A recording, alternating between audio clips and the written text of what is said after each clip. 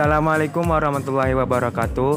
Seperti kita ketahui, setiap sekolah pasti mempunyai ekstrakurikuler. Terkhususnya sekarang saya berada di MTSN 1 Kota Palangkaraya. MTSN 1 Kota Palangkaraya pasti mempunyai juga ekstrakurikuler. Ekstrakurikuler adalah kegiatan yang dilakukan di luar jam pelajaran. Tujuannya untuk tambahan mendapatkan pengetahuan dan wawasan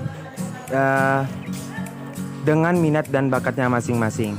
Saya selaku sebagai koordinator dalam bidang kepemimpinan dan bela negara melakukan jurnalistik hanya 3 ekskul saja, yaitu Paskibra, Pramuka, dan Karate.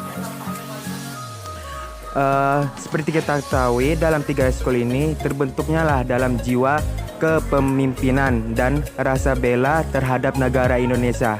Baik, marilah kita akan mewawancara beberapa guru dan siswa yang di sini. Selamat menyaksikan. Baik, ayo kita langsung aja tanyakan kepada salah satu siswa yang mengikuti ekskul Paskibra. Di sini sudah ada bernama Wulandari, Mira Wulandari. Halo Mira. Hai. Ayo, aku mau tanya ini. Apa pengalaman kamu ketika mengikuti Paskibra ini? Pada hari pertama latihan Paskibra, hari Jumat sore, dan di mana di sana ada kakak senior yang pernah tampil di depan banyak orang, dan kakak itulah yang melatih saya dari mulai saya tidak bisa, alhamdulillah menjadi yang bisa. Yang pada saat hari pertama latihan, saya ikut latihan keliling lapangan dan push up. Alhamdulillah saya bisa ikut latihannya dengan benar-benar dan sangat lumayan capek, tapi saya tetap semangat mengikuti latihan itu. Pada saat itu saya mulai merasa, oh begini ya rasanya menjadi Paskibra, tidak semudah yang saya lihat waktu SD. Saya melihat kakaknya menjadi pengibar bendera waktu 17-an. Saya berkata dalam hati, wah enak ya menjadi Paskibra, bisa dilihat banyak orang dan bisa mengibarkan bendera merah putih. Dulu waktu SD saya sangat ingin bisa menjadi Paskibra dan akhirnya saya bisa menjadi Paskibra. Wah, jadi pengalaman kamu ini sangat luar biasa ya. Iya. Dan bakal teringat terus pengalaman itu. Oke, kita akan lanjut ke pertanyaan kedua ya. Pertanyaan kedua, apa yang membuatmu menarik dalam Paskibra ini? Hal yang membuat saya menarik untuk mengikuti Paskibra yaitu bisa melatih kedisiplinan, melatih jiwa kepemimpinan, melatih kekuatan fisik, melatih mental, dan berkesempatan untuk bisa menjadi petugas upacara, bahkan bisa berkesempatan untuk menjadi Paskibraka. Wah, sangat menarik itu ya. Iya. Oke, terima kasih atas yang saya tanyakan itu terjawab. Makasih ya. Iya. Oke, itu sekian dari wawancara ekskul Paskibra. Selanjutnya ke ekskul Pramuka. Assalamualaikum warahmatullahi wabarakatuh. Jadi saya kali ini akan mewawancarai salah satu anggota ekskul Pramuka. Jadi di sini ada siapa namanya? Afif. Jadi pertanyaan pertama, bagaimana pengalaman kamu ketika mengikuti ekskul Pramuka? Pengalaman saya itu yang berharga itu adalah bisa menjadi bisa jadi pinru untuk anggota saya dan mendapatkan banyak teman yang bisa saya kenal. Ya. Pertanyaan kedua, apa yang membuat kamu tertarik mengikuti ekskul Pramuka ini? Saya tertarik itu karena banyak ilmu yang bisa saya dapatkan dari pramuka tersebut. Salah satunya itu adalah toleransi antar teman. Jadi sekian dari wawancara kami. Wassalamualaikum warahmatullahi wabarakatuh. Mari kita hari ini akan mewawancarai salah satu anggota Eskul Karate MTSN 1 Kota Palangkaraya. Yang akan kita wawancara hari ini ada Aulia Nur Fitriani. Nah, ya saya hari ini akan mewawancari Anda tentang bagaimana pengalaman Anda dalam Eskul Karate. Iya. Apa tadi soalnya? Bagaimana pengalaman Anda dalam Eskul Karate? Pengalaman saya tuh benar-benar menyenangkan ya. Pengalaman pertama itu waktu saya dari SD kelas 3, saya belum pernah ya yang namanya tuh dibully. Saat kelas 3 saya pernah merasakannya, rasanya dibully. Setelah itu ortu saya mengingatkan saya untuk melawan mereka. Tapi ya gimana ya, saya itu orangnya pemalu, jadi rasanya mau melawan mereka tuh gak bisa sama sekali. Setelah itu ada ekskul di sekolah. Nah, saya mengikuti ekskul karate untuk menjadi saya untuk lebih berani. Jadi itu pengalaman Anda itu masuk karate gara-gara alasan Anda dibully. Iya. Ya, jadi pertanyaan kedua, pertanyaan itu hampir sama tapi ya beda dikit. Kenapa kamu tuh tertarik dengan karate? Karena saya lihat orang karate itu ya keren banget ya. Orang karate itu saat dia marah dia selalu sabar. Dia bisa mengontrolkan emosinya dan gerakannya tuh benar-benar lincah. Bahkan saya benar-benar tertarik untuk mengikuti karate tersebut. Itu sekian dari Anda. Apa ada lagi? Ya, sudah cukup. Ya, seperti yang kita lihat tadi, kita sudah selesai mewawancari salah satu anggota karate MTSN 1 Kota Palangkaraya. Sekian dari saya wawancaranya. Wassalamualaikum warahmatullahi wabarakatuh. Assalamualaikum warahmatullahi wabarakatuh. Hari ini kita akan mewawancarai Ibu Wakamat Kesiswaan, Ibu Nur Hapsyah SPD. Mari kita temu Ibu. Ibu, Ya, menurut Ibu di dalam Eskul Pramuka, Karate dan Paskibra ini, apakah penting untuk siswa-siswi di sekolah ini? ya. Menurut Ibu, ekstrakurikuler ya semuanya, khususnya yang kami sebut tadi Paskibraka, Pramuka dan Karate itu sangat penting ya. Nah, karena apa? Karena di situ di kegiatan ekstrakurikuler tersebut itu ada nilai-nilai kepemimpinan dan ada keterampilan-keterampilan yang harus dikuasai oleh peserta eskul yang mengikutinya. Contohnya kepemimpinan itu kalau di Paskibraka ada yang namanya danton. Nah, dia di situ posisinya sebagai pemimpin untuk memberikan kode-kode atau apapun pada saat berbaris yang harus dipatuhi oleh peserta lainnya. Nah, kemudian kalau di karate juga sama ya. Kemudian pramuka juga. Nah, di pramuka itu biasanya ada ketua regu ya di situ. Kemudian ketua regu itu juga sama, tugasnya di situ kita lihat adalah bakat kepemimpinannya ya. Nah, selain nilai kepemimpinan di ekstrakurikuler tersebut juga ada keterampilan-keterampilan yang harus dikuasai ya. Yang pertama misalnya keterampilan fisik ya, latihan fisik kan pada saat Paskibraka, karate itu fisik, kemudian pramuka juga ada latihan fisiknya. Kemudian keterampilan intelektual. Nah, pada saat keterampilan intelektual itu misalnya pada lomba-lomba yang diadakan pramuka itu biasanya ada tes pengetahuan dan sebagainya di situ. Kemudian ada juga yang lain-lainnya selain itu. Kemudian keterampilan emosional itu gimana kita mengelola emosi kita supaya dapat bekerja sama dengan tim ya, maksudnya dalam satu regu itu ya. Oke guys, sekian wawancara dari kami. Terima kasih Ibu telah meluangkan waktu untuk wawancara kami. Maaf jika mengganggu waktunya.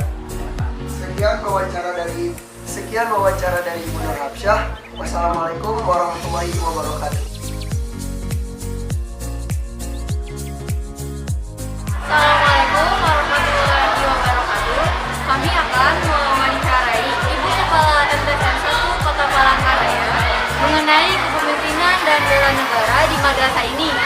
Ayo kita langsung saja bertanya dengan Ibu Rita Spesi. SPD MSI selaku Kepala Madrasah di MTSN Kota Palangkaraya. Silakan.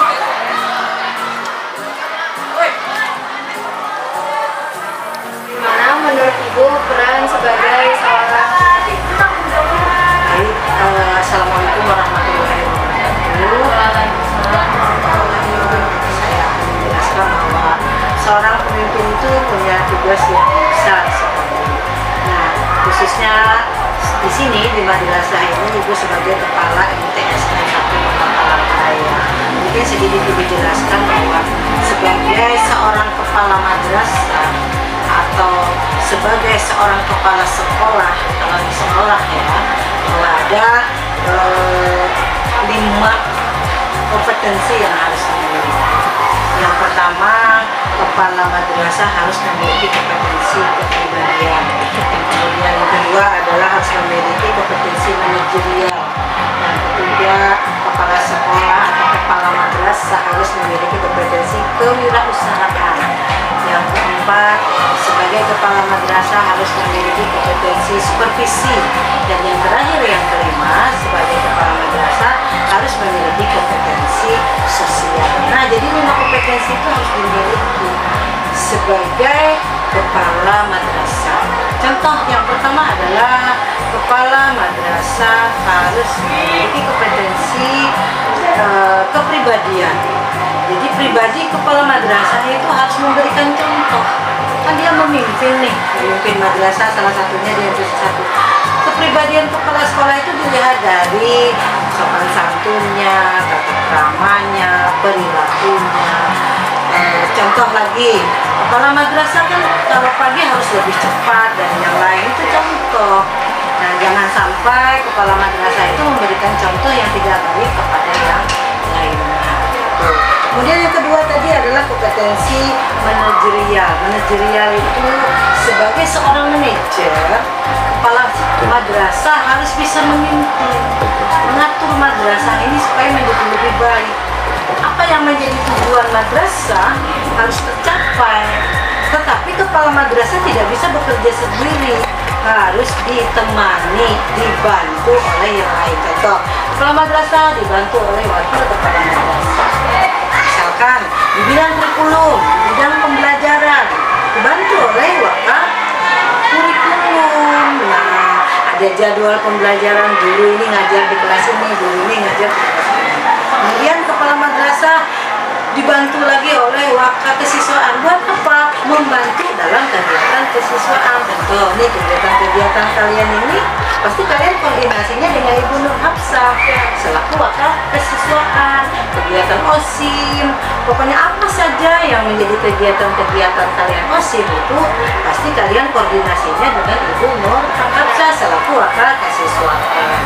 Kemudian kalau di bidang apa namanya nih, pemberitaan ini bisa kalian koordinasi juga dengan Ibu Nur, bukan Ibu Nur, Ibu Isna, karena Ibu Isna selaku wakil humas. Jadi berita-berita kita di madrasah ini yang memberitakannya Ibu Isna selaku wakil humas. Dan yang terakhir, Ibu Kepala Madrasah juga dibantu oleh wakil sarana dan prasarana. Nih, misalkan kita mau sholat hari Kamis, siapa yang berperan di situ? Pasti ada wakil sarananya. Siapa? Pak Sabur. Makanya yang sibuk membantu itu Pak Sabur. Mengatur karpet. Pak Sabur minta tolong kalian juga, ayo kita ambil karpet. Nah itu jadi dibantu. Nah, jadi kepala madrasah itu dia sebagai leadernya, sebagai pemimpin. Gak mungkin kepala madrasah bekerja sendiri. Pasti ada teman-teman yang Nah, selanjutnya tadi Ibu sudah bicara tentang kompetensi kewirausahaan. Wirausahaan kepala madrasah itu bukan kepala madrasah jualan, tapi bagaimana kepala madrasah bisa bekerja sama dengan dunia luar. Contoh yang dekat aja juga dulu, kantin. Contoh ya, tapi tidak mesti harus Ibu jualan. Nah, kerjasama dengan acil-acil kantin, orang tua siswa ke kantin. Tapi ingat, jangan dikatakan bahwa kewirausahaan itu hanya kita berjualan aja, tapi bagaimana kita bisa kerjasama dengan dunia luar dalam rangka pengembangan madrasah. Ya, begitu itu namanya kewirausahaan. Yang selanjutnya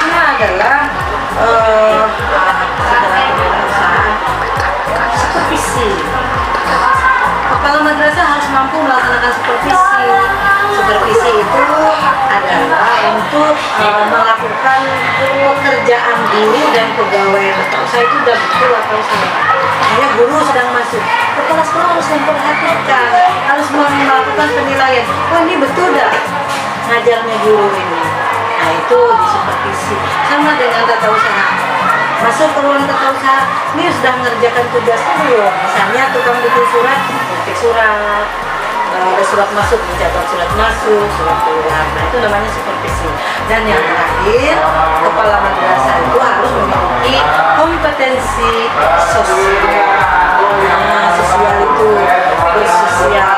Sosial itu maksudnya bisa kerjasama dengan orang lain. Jiwa sosial, misalnya kita ada anak-anak yang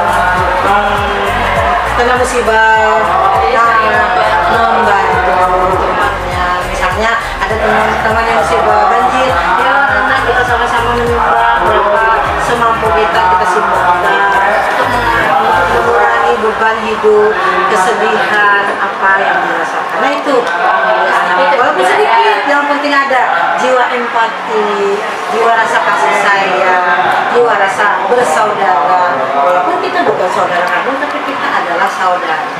Tidak boleh saling ganggu, tidak boleh saling benci, tetapi harus saling menyayangi dan mengasihi. Nah itu, jadi seorang pemimpin itu harus bisa memberi contoh, teladan, sehingga yang lain bisa mengikuti. Tuh. Yang kedua, seorang pemimpin harus bersemangat. Coba kalian lihat, kalau ibu itu datang lebek, datang jalannya loyo, kalian, jadi misalnya kalian pada balik, assalamualaikum anak-anak, wah pasti kalian ngantuk. Jadi bersemangat. Jadi kepala madrasah itu kan harus bersemangat, tegas, memberi contoh buat yang lain. Nah itu yang bisa ibu sampaikan, cukup panjang kan. Nah jadi mudah-mudahan bisa bermanfaat untuk kita semua. Ibu juga berdoa dan berharap semoga kalian semua jadi pemimpin. Harus kalian punya jiwa memimpin. Jiwa memimpin itu jangan otoriter, otoriter. Ya. Jangan kalian pengen orang itu harus diikuti kalian sendiri. Pokoknya harus tunduk, enggak. Tetapi kita harus lebih banyak bermusyawarah. Jadi semua pendapatnya kita katakan. Betul, kita hargai pendapat teman.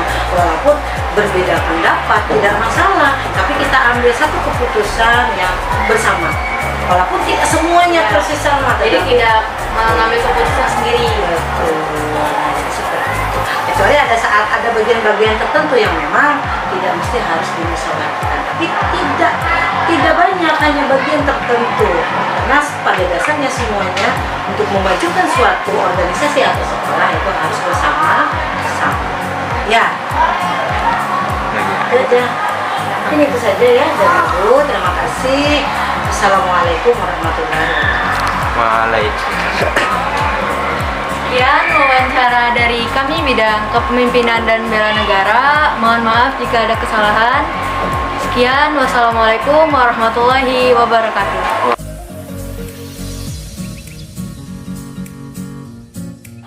Sekian wawancara dari kami bidang kepemimpinan dan bela negara.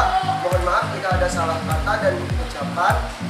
Wassalamualaikum warahmatullahi wabarakatuh.